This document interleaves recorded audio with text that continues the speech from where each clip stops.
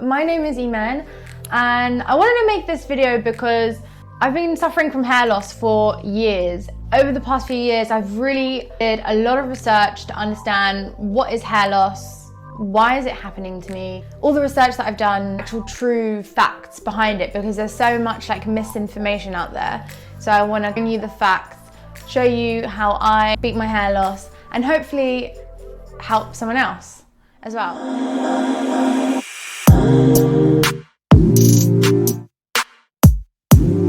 Because hair loss is something that I've been struggling with for years. It's stigmatized, no one really talks about it, and it's something that a lot of girls go through. I want to talk about my hair loss journey, how I beat my hair loss, share my journey so it might help other girls or women suffering from hair loss.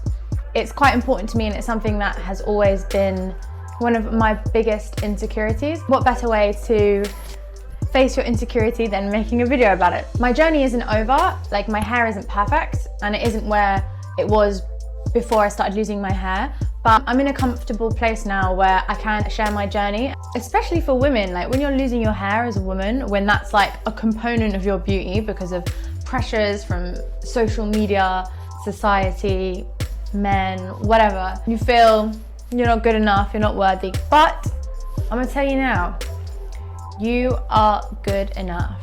You are beautiful. Affirm with me, I am beautiful the way I am. All hair conditions should be celebrated and understood, firstly. My hair loss journey began when I reached puberty, and it's happening. But it didn't really become apparent. I wasn't really aware of it until I went to university. That's probably the worst time for it to kick in, when it's the most social, new life, new me, university, I'm gonna be a new woman. There's me with my hair loss, me despairing, no. My friend had beautiful, thick, long hair, and there's just me with one strand, hey, the one strand friend. But yeah, so, jokes aside, it was a super stressful time. Felt really insecure, felt really depressed, I was really upset. I'd look in the mirror and I'd be not today, but it was today. I'd speak to someone and I feel like they're looking at my scalp, and I couldn't concentrate on the conversation because all I was thinking about was they noticed my hair loss. If I could take that thought out of my brain and flick it away, I would.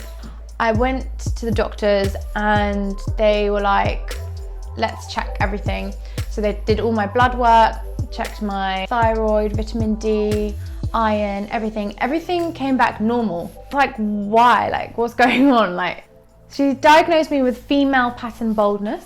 When I heard the word bold, I was did she just say bold? I ain't bold yet, girl. So what is female pattern baldness? Well, it's called androgenetic alopecia, and it's a hair loss that affects women. Very similar to male pattern baldness, except that women lose their hair a little bit differently to the pattern in men. Hair loss in women is normal, especially as you get older, and it's estimated that up to 2/3 of women experience hair loss after menopause. So the Ludwig scale shown here is a method of classifying female pattern baldness. So my hair loss at this stage, where this picture was taken 2 years ago, I was at the scale 1, stage 4. So that's when you can see a lot of your scalp and you have diffuse thinning, so the hair follicles actually get smaller and your hair becomes finer. Right now, I would say that it's improved massively. Now I would say my hair loss is at the beginning of this scale.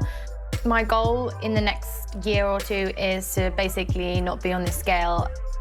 Then she prescribed me Rogaine, otherwise known as minoxidil, which is a topical solution that you put in your hair, and it's supposed to get you results after 3 to 6 months.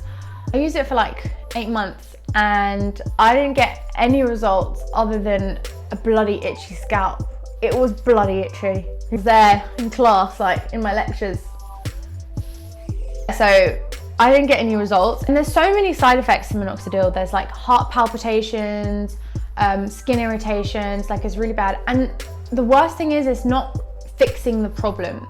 It's not fixing the root cause of the problem. So then that's when I took things into my own hands. Not today, girl. Female pattern baldness, you can go. I did so much research. I read every clinical study, every research paper, blog. What I learned is that I needed to attack it from every single angle because there's so many different angles to this. So there's so many things that can cause hair loss: stress, hormones, nutritional deficiencies, diet, your hereditary genes.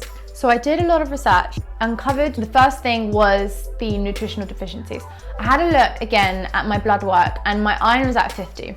For your optimum ferritin level has to be at 70 and above for optimum hair growth, because your hair stores ferritin in the hair follicle, and if you have any nutritional deficiencies at all, your hair is going to be the first thing that your body takes from, because it's not a vital organ, it's your heart or your lungs. Like, you don't need your hair. So that's when your body will start to take from your hair. I needed to fix my iron deficiency.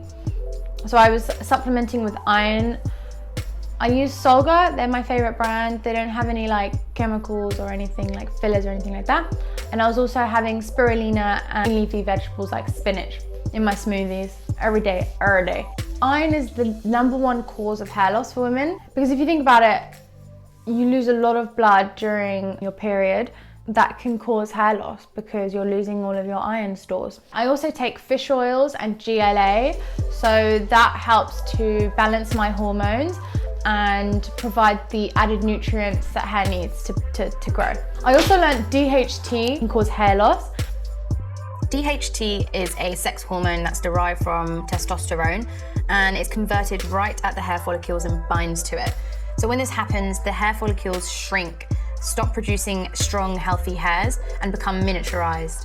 And as you can see, the hair follicle gets a reduced blood flow and a reduced flow of nutrients as well. So too much DHT shortens the growth phase and lengthens the resting phase, so it makes new hair growth slower, which results in new hair growth becoming thinner and more brittle and dry. DHT blockers are chemicals that prevent the DHT from actually binding to receptors in your hair follicles. That's why some people take finasteride. So I wanted a natural alternative to that, so I invested in some saw palmetto supplements. They are a berry. They help to suppress the formation of DHT in your body. One of the fundamental things that I learned is blood circulation. Blood circulation is super important for hair growth. If your hair isn't getting the support and nutrients it needs to grow, the increased blood circulation, really important to do scalp massages and have a really good scalp care routine. If you haven't seen my video on an epic scalp care routine I incorporated to beat my hair loss, I'm going to link it in the description below, so do check it out because it has some really great DIY products that you can do to help with circulation and creating the best environment for your scalp so your hair can grow. I also researched different oils, so there's been some myths about specific oils that help with hair loss or hair growth, like coconut oil or castor oil. There's no scientific evidence to show that helps with hair loss or hair growth. I wanted to look at clinical studies that actually showed real oils that actually stimulated hair growth in the studies. Rosemary oil is amazing for hair growth. It stimulates hair growth, and there have been so many studies. I'm going to link them in the description below, so do check them out if you're interested to learn more about rosemary essential oil. But this links to the circulation point because it actually increases circulation and helps to feed the hair follicles to grow. And last but not least thing I wanted to mention is the derma roller, otherwise known as the micro needling tool.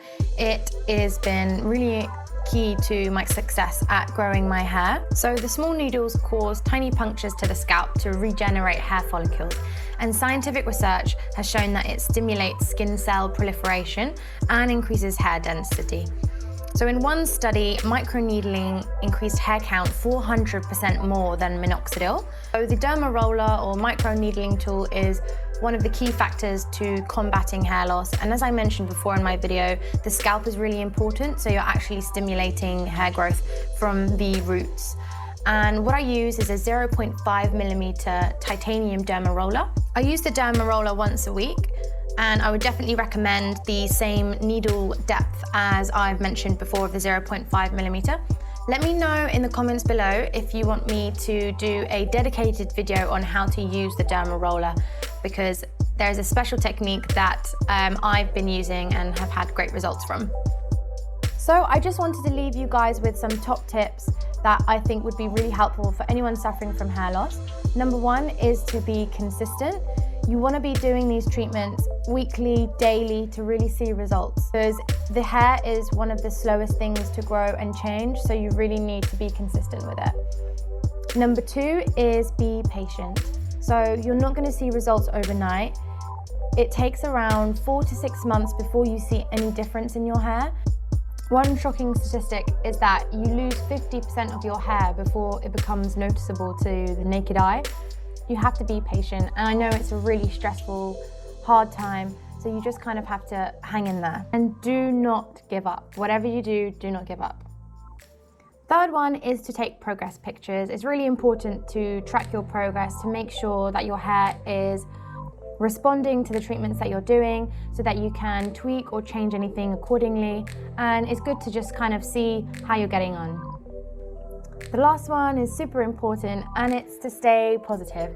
It can be really disheartening when you're losing your hair, but try and stay positive, because positive outlook will help you in the long run. And as we know, stress can be a major factor to hair loss, so don't let it get you down. I'm rooting for you guys. Thank you so much for watching my video. Really appreciate you guys. Don't forget to hit that subscribe button and the bell.